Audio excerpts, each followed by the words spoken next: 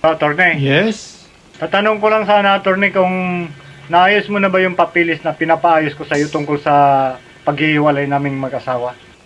Yun ba? Mayroon akong good news para sa'yo at mayroon akong din bad news para sa'yo. Ha? Good news saka bad news? Ano yun? Unahin mo na yung good news, attorney. Ang good news ay wala na mamamana ang asawa mo galing sa'yo. Kahit 5. Eh, dapat lang naman kasi mana ko yun sa tatay ko. Siyempre, hindi siya kasali doon. Eh, ano naman yung bad news?